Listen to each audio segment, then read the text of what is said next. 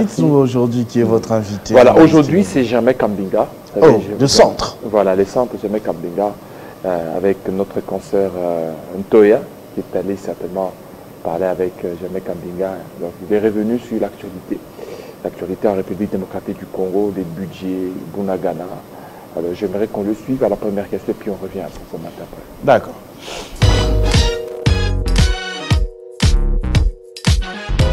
Les clivages politiques sont structurés par des extrêmes. Alors soit on est avec le président de la République, alors tout ce qu'ils font est excellent, tout va bien, Madame la Marquise, ou alors on est dans un nihilisme d'opposition pour dire qu'il n'y a rien, absolument rien, et qu'on a les solutions miracles. Entre les deux extrêmes, il y a une voie de la raison. La voie de la vérité, elle doit exister dans le débat démocratique. Et c'est le rôle du centre. Lorsque nous constatons qu'il y a un budget à 14,6 milliards, lorsque nous constatons qu'au mois de septembre 2022, l'exécution du budget 2021-2022 a atteint plus de 100%, ce qui ne s'est jamais fait depuis l'avènement de la Troisième République, il faut le reconnaître, à ce stade, et pour cela, notre rôle est de dire il y a quelque chose qui se passe, il faut pouvoir le constater.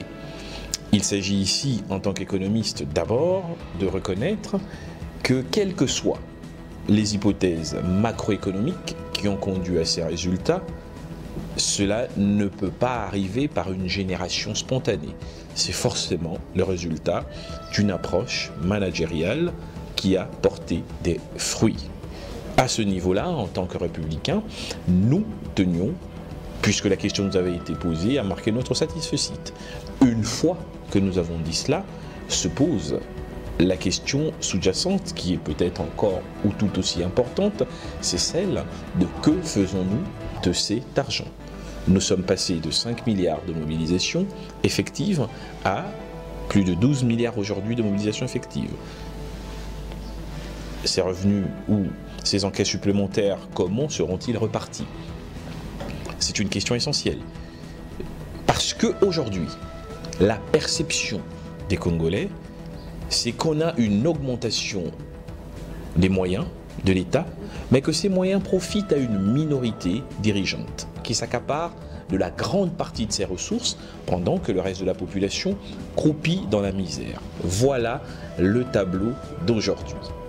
Maintenant, ce qu'il faut faire, et c'est le conseil que nous avons donné dans notre réflexion à ceux qui nous dirigent, c'est travailler pour qu'il y ait une stricte symétrie entre le niveau d'évolution du budget et le niveau d'évolution de la situation sociale des Congolais. Pour y arriver, il y a des pistes. La première piste, pour nous, c'est d'abord la réduction du train de vie de l'État.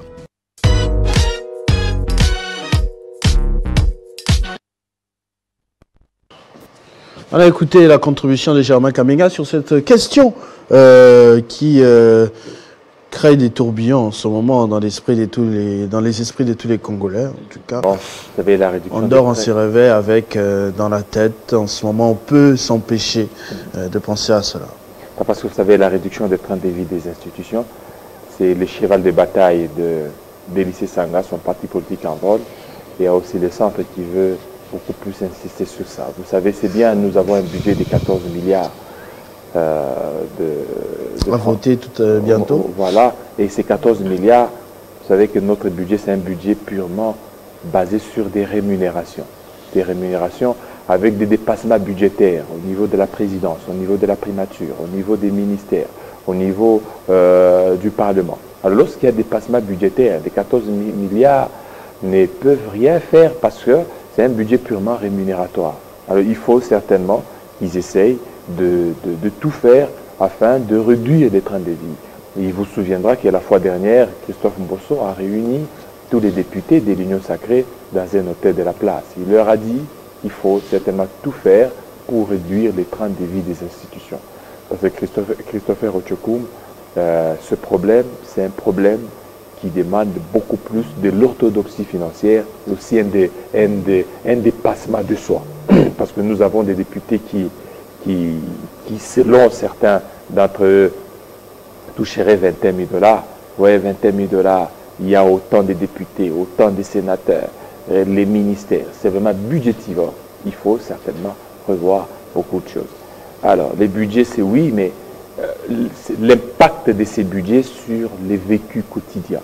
Alors, la deuxième question posée à M. Germain Kambinga, avec ses billes des centres.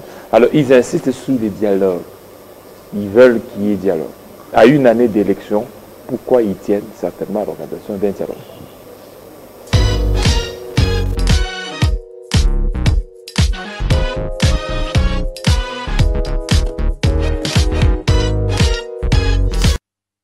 Mais surtout aboutir à un équilibre acceptable en termes de satisfaction du panier de la ménagère.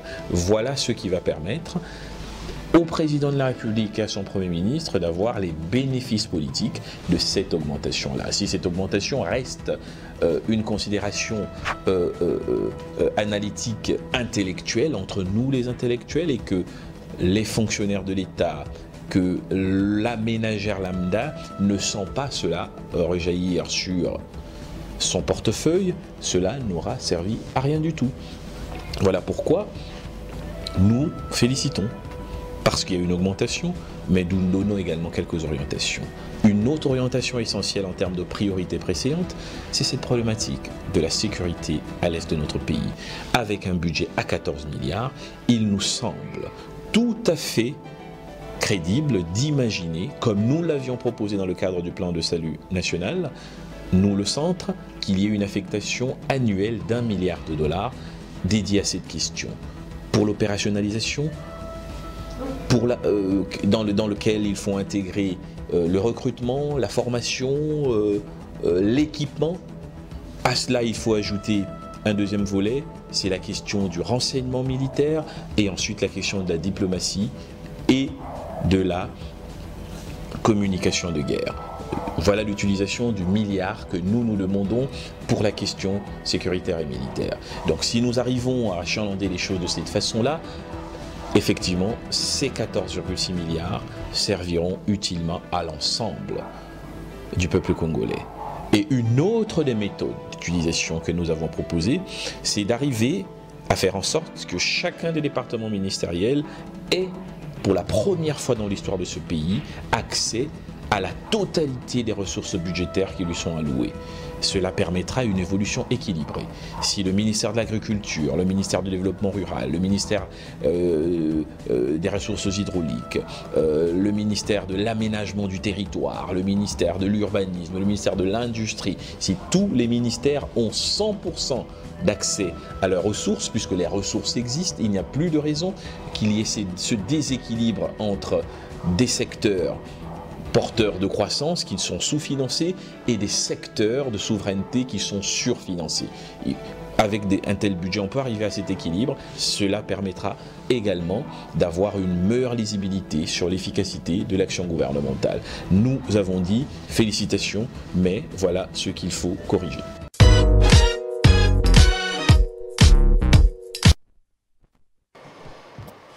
Voilà, vous étiez en train de parler un tout petit peu en off du parcours ô combien impressionnant de Germain Kambinga. Effectivement, vous savez, ici d'abord il répondait par rapport aux propositions du centre pour améliorer les trains de vie des institutions et aussi améliorer les conditions sociales du peuple congolais. Germain Kambinga, il a été aux côtés de Jean-Pierre Bemba, porte-parole du MLC, il a gravi presque tous les échelons aujourd'hui. Il a son parti politique, le centre. Le centre, il est en train de mener le combat. Mais un combat noble, il est là et puis à chaque fois, il propose, il donne des propositions. Vous savez, on reconnaît un vrai leader, c'est dans sa capacité de proposer des pistes de solutions. Lorsqu'il y a un problème, les leaders proposent. Vous pouvez être opposant, oui, mais qu'est-ce que vous donnez comme proposition à ce que vous vous opposez?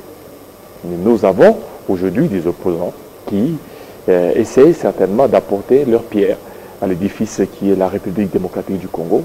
Et on ne sait pas, Germain Kambinga, est-ce qu'il est opposant? On ne sait pas. On ne sait pas sa position. Difficile de dire en ce moment. Déjà qu'il est du centre, qu'il était dans le FCC qui n'était pas au centre. Après, s'il va dans l'Union Sacrée... Ah, pardon, tout passe. Donc, il est au centre. Il demeure toujours au centre. C'est un peu ça. Donc, on ne sait pas lui donner une obédience majorité opposition. Mais il est toujours du centre. Vous n'avez qu'à voir. Il est dans son discours. Dans son discours de donner des pistes de solutions à certains problèmes. Vous avez les problèmes sur l'amélioration des conditions sociales, les problèmes sur les élections, le problème sur le conflit Teke-Oumo, les problèmes sur les batteries. Oui, il donne des pistes de solutions. Alors, quant aux décideurs de pouvoir faire bon usage ou pas. Allez, écoute la dernière. La troisième. La troisième, pardon. Le plan de salut national du centre a donné la vision du centre sur cette question-là. Nous avons dit, pour nous, la République démocratique du Congo est au cœur de tous les enjeux de l'humanité qui se construit sous nos yeux. Nous parlons de la révolution numérique, nous parlons de la transition énergétique et de la guerre de l'eau. Nous sommes l'Arabie Saoudite de demain. La guerre que nous impose le Rwanda n'est que l'avant-poste d'une stratégie de balkanisation pour avoir accès à des ressources, parce qu'une partie de l'humanité, dans cette malveillance capitaliste que nous pouvons dénoncer, considère que ces ressources présentes en République démocratique du Congo sont d'accès difficile dans la structuration actuelle de la RDC. Toutes les guerres sont toujours économiques. Il faut le savoir. Même lorsqu'on habille cela d'idéologie ou de religion, l'objectif, c'est toujours avoir accès à des positions géoéconomiques qui permettent d'assurer une puissance stratégique à une civilisation, à un peuple, à une nation ou à un groupe d'intérêts. Donc la République démocratique du Congo doit être consciente de ce problème. Voilà pourquoi nous avons proposé qu'à partir de cette année, qu'il y ait une affectation d'1 milliard de dollars sur la question de la sécurité en République démocratique du Congo. D'abord sur le plan opérationnel, pour équiper notre armée, former, recruter. Ensuite, pour financer à un niveau très élevé la question du renseignement. Une nation comme la République démocratique du Congo, sujet à toutes les convoitises, doit avoir des services de renseignement parmi les meilleurs d'Afrique, sinon du monde. Il faut y mettre les moyens.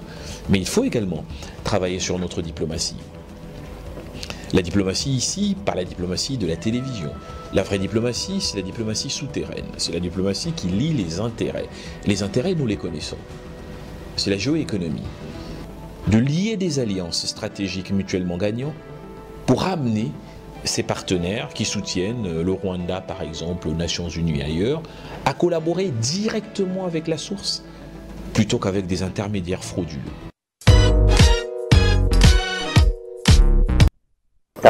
Germain Kaminga qui va répondre à la 4e question.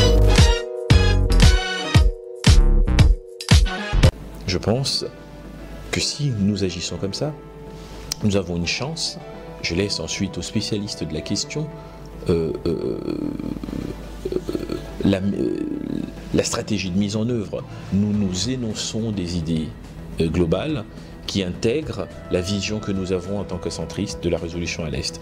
C'est mettre en perspective des objectifs et des moyens et trouver l'affectation la plus utile de ces moyens à ces objectifs-là.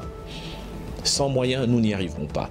Jusque-là, la question de la sécurité à l'Est de notre pays a été traitée depuis plus de 20 ans à la périphérie de la problématique générale. Les Congolais sont dans la politique politicienne, aujourd'hui encore, pendant que des populations massives, massivement mises en difficulté, courent à gauche et à droite, à l'Est, pendant qu'on a une menace de balkanisation, beaucoup de nos compatriotes n'ont qu'une seule idée en tête, c'est comment est-ce que je deviens président, comment est-ce que je deviens député, comment est-ce que mon camp triomphe sur l'autre, ou comment est-ce que mon camp qui est au pouvoir humilie l'autre camp, alors que nous avons un vrai problème. Et c'est cette conscience patriotique qui doit être le lot de l'élite politique congolaise. Et nous assumons ce point de vue, nous disons 14,6 milliards, il faut profiter de cette embellie pour mettre des moyens conséquents pour résoudre cette question de l'insécurité à l'Est, pour rétablir les équilibres en termes de rapport de force qui nous permettront, nous, Congolais, d'avoir la certitude que ce pays que nous avons hérité de nos ancêtres, des pères de l'indépendance, que nous ne soyons pas la génération qui aura échoué. Ce sont des propositions qui sont somme toute très claires et qui relèvent du bon sens. Nous l'avons énoncé dans le cadre du plan de salut national. La première chose à faire, puisque nous avons un budget qui a augmenté quantitativement, il faut améliorer la crédibilité et l'usage qualitatif de ce budget. Ça veut dire département ministériel pour que cet argent soit détourné. Il s'agit que de donner de l'argent pour que le programme du gouvernement qui est pro-pauvre puisse être réalisé. Il faut ensuite qu'il y ait des investissements massifs et spécifiques dans le secteur productif pour réduire la facture des importations et achalander le circuit économique national. Il faut enfin des investissements massifs dans le secteur de l'éducation et de la santé.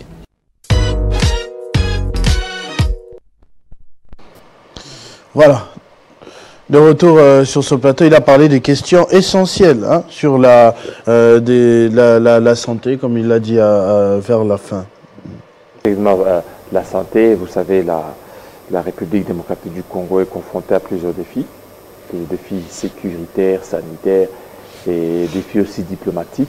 Vous savez, défis diplomatiques avec ce qui se passe avec l'Occident ainsi que la Russie, parce qu'on vient d'apprendre, on a appris d'une source que la RDC aurait signé des accords avec la Russie pour s'approvisionner en armes. Et tout ça, c'est ce qui fait qu'il y a une certaine déception de la part des Occidentaux qui ne veulent pas que le pays africain puisse se développer, et particulièrement la RDC. Comment vous dites que la RDC est votre partenaire, vous, au niveau du Conseil de sécurité, vous votez contre certainement la levée de l'embargo? C'est qu'il y a une certaine hypocrisie. Et au même moment, vous êtes en train d'armer le Rwanda ainsi que l'Ouganda. Si aujourd'hui Bunagana n'est toujours pas entre les mains des FARDC, c'est parce que les Rwandais et les Ougandais se coalisent pour faire la guerre à la République démocratique du Congo. À chaque fois, lorsque les FARDC essaient de s'approcher de Bunagana, à quelques mètres de Bunagana, ce sont des renforts. Ce sont des renforts extérieurs qui viennent. Et en plus de cela, lorsqu'ils sont en difficulté, ils multiplient des fronts. Ils ouvrent plusieurs fronts. Et quand ils ouvrent plusieurs fronts, donc ça met un peu en difficulté les FARDC, mais ils essaient certainement de pouvoir s'imposer. Et par rapport à ça, il faut aussi une guerre médiatique, comme a commencé ici Jean-Marie Kassamba, parce que pendant ce temps, la guerre militaire ne suffit pas. Il faut aussi cette guerre médiatique. Commencez déjà à présenter le bourreau de la RDC à la communauté internationale. Et ces bourreaux sont connus, le Rwanda ainsi que l'Ouganda. Et il faut que ça soit une rhétorique. Regardez déjà par rapport à cette guerre médiatique lancée par la République démocratique du Congo, les États-Unis ont condamné le Rwanda. Ils ont demandé aux Rwandais de pouvoir faire tout pour retirer les troupes du sol congolais. Il y a les États-Unis, il y a la France. Tout ça parce qu'il y a aussi cette guerre diplomatique, la guerre médiatique qui s'ouvre, mais aussi sur terrain, la guerre militaire. Je pense qu'avec ça, l'ennemi sera en difficulté. D'ailleurs, il est en difficulté parce qu'il y a le feu des FARDC. Parce que déjà, les FARDC sont en train de contrôler la RN2, c'est-à-dire que cette route... Rutshuru-Goma. Voilà, Rutshuru-Goma. Alors, c'est déjà bien maîtrisé par nos forces armées. Et tous derrière nos forces à qui on envoie beaucoup de force. On vous admire beaucoup, vous qui acceptez de couler votre sang sous le drapeau, en tout cas, vous vous blessez. Il y en a qui laissent même leur vie sur place pour le Congo, pour que nous puissions contrôler l'intégrité territoriale de notre pays. En tout cas, on n'aura jamais suffisamment de mots pour vous dire merci, merci, merci, merci vraiment à nos forces armées de la République démocratique du Congo. Tous les services, hein, que ce soit ceux qui sont sur les terrains ou encore les services d'intelligence, nous vous disons merci pour tout ce que vous êtes en train de faire pour le pays. On compte sur vous et sur personne d'autre. Oh, UPDF, oh, Kenya, rien. Bisokaka, FRDC, Moutou. Et Kolonga, Bitumba, on a souka parce que les appels la libosote, Batumbola, Rabo, tout Arabango, Dango, tout Tabango, Tina Souka, Tolonga, Bitumba, la cinquième question. Cinquième. La cinquième vidéo. D'accord.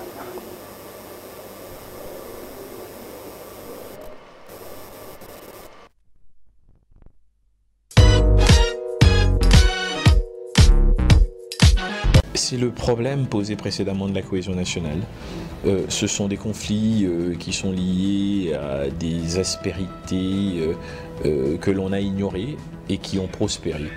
Il s'agit ici, nous le savons, d'un conflit de terre entre d'une part les populations allogènes et les populations autochtones. Donc la solution, c'est d'abord l'implication de l'État. Toutes ces questions appartiennent au domaine régalien de l'État. Lorsque nous avons parlé ici de la nécessité pour le pouvoir en place de créer un climat de confiance et de cohésion nationale, ça intègre toutes ces problématiques. Donc, si vous voulez résoudre les grands problèmes, commencez par résoudre les petits problèmes. Ici, de notre point de vue, le ministère de l'Intérieur et des Affaires coutumières doit être à la hauteur de la mission régalienne qui lui est confiée. C'est un conflit entre les populations allogènes et les populations autochtones, des conflits de terre. Il faut prendre le problème à bras-le-corps, le circonscrire et faire en sorte que les uns et les autres acceptent les solutions proposées pour éviter un embrasement et une escalade qui pourrait atteindre la ville de Kinshasa.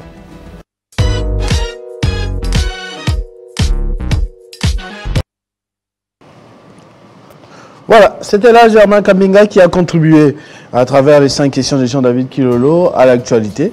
Merci beaucoup Jean-David. Merci à tous nos téléspectateurs. Bon week-end, bon début de week-end. C'est déjà dans quelques heures. Nous allons commencer une nouvelle semaine. Plein de bonnes choses à vous.